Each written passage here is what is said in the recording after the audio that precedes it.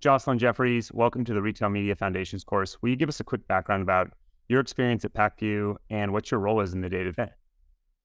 I'm a senior account manager on our consulting arm of the company, and I work on some of our most enterprise clients crafting strategies across multiple different retailers.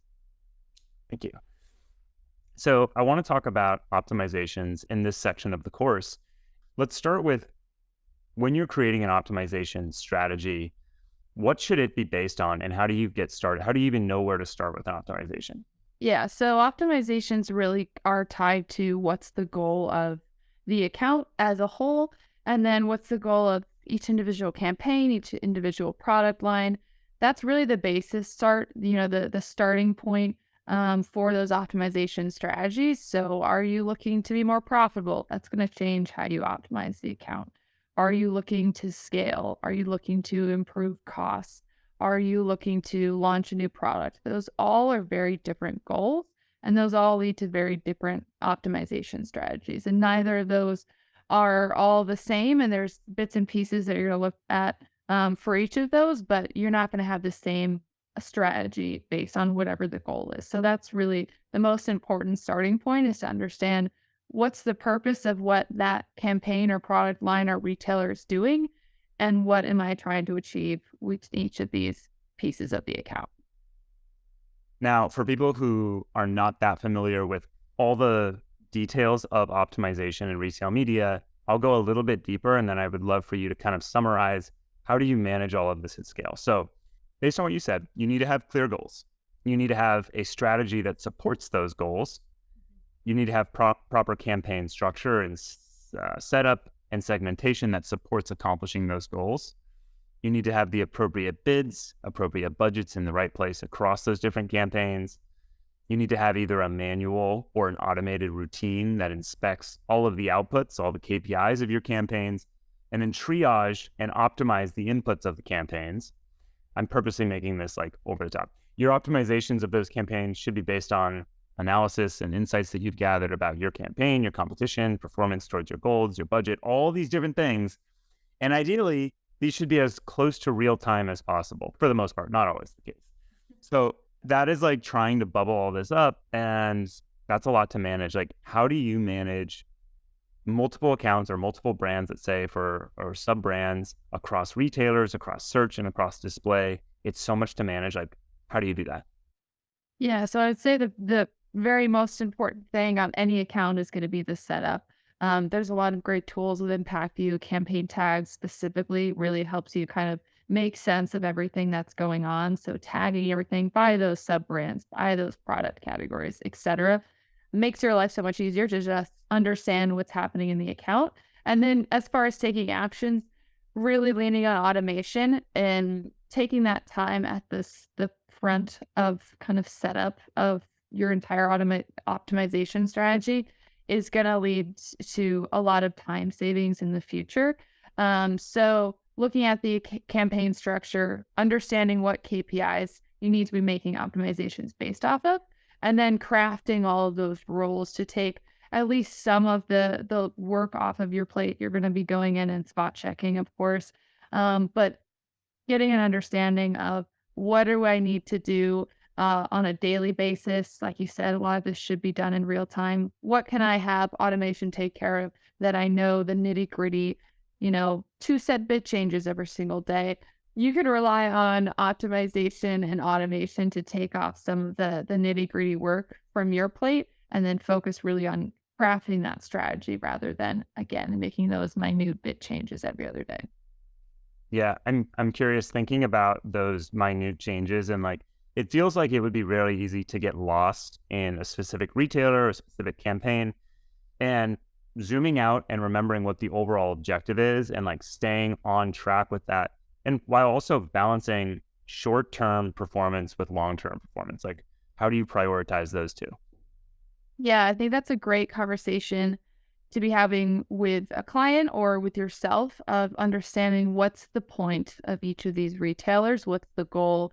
Is it growing share on Walmart? Is it improving profitability on Amazon? Is it gaining household penetration on Target? having a high level understanding of that. I think a lot of times, a lot of the brands we talk to don't really understand at the very high level, what am I trying to achieve with this retailer? So starting there and making sure that you have the absolute foundational goal is important. But then looking at, month to month, there's obviously so many fluctuations, seasonality, budget, etc. So understanding, okay, how did February shake out compared to the goal? How am I going, performing month to date, quarter to date, year to date? Kind of making sure to have some of those check-ins with yourself and with the client or brand is really important to make sure that, again, that day-to-day performance is in line with what we're trying to see, but not forgetting the overall point or the overall goal of the retailer or the brand. So in this course, we talk a lot about the challenge of building the right team around your retail media. And I think without automation, it would a person or multiple people would have to manage all those manual bid changes, budget changes, placement changes, like constantly doing that work. Luckily, we can automate most of it.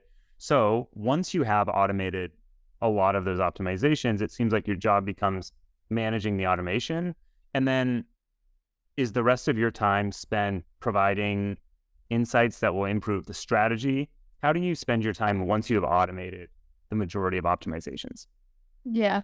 And I think that the beauty of automation is to take off some of those tiny, tiny manual tasks so that you can focus your brain power on the bigger picture. So most of our time is spent on understanding the landscape. Everything is changing so fast in the world in general, in retail media in general, for your brand slash clients category. So understanding how all of those kind of macro or microeconomic factors are impacting you is really important. And how do we pivot our strategy based on that? Having a good understanding of, again, the landscape of your category or the various different products within that. How do you optimize towards some of those kind of ever-changing brand goals? It's not always, the same thing month to month or even quarter to quarter. So a lot of it is understanding the landscape and accommodating for that in your strategy. Providing insights around creative, around audience testing, around product launches, things like that to really provide value to the client and or your brand, so that you're not staying stagnant. Something we love to do is test and learn. So around testing new creative against, maybe existing, testing seasonal creative versus evergreen, testing new audience types. That's a big kind of part of our job is understanding and pushing the account forward so that we're not always stagnant because your competitor is not going to be stagnant. So I think that's the most important piece there as well. Absolutely. So the last question I want to send you is I'm going to give you a fairly tactical question where let's say that a brand reaches out to you for your consulting services and they know that their account is underperforming. They don't know what the problem is, but whatever their goal is, they're not hitting it. And they have a lot of different products. They have a bunch of different campaigns. There's a lot going on. How do you get started at diagnosing what the problem is and righting the ship? Yeah, so I think there's a couple ways to go about it. I think where people get lost in auditing is auditing everything at once, where, if you're spending $2 on a keyword, that's probably not going to be the root cause and it's probably not going to be the most impactful. So starting at where is the most impact going to be found? So where are your top spending campaigns, top 5.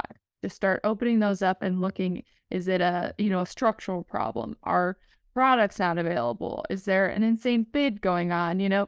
Starting with the biggest impact. So you can do that at the campaign level or you can do it at product level.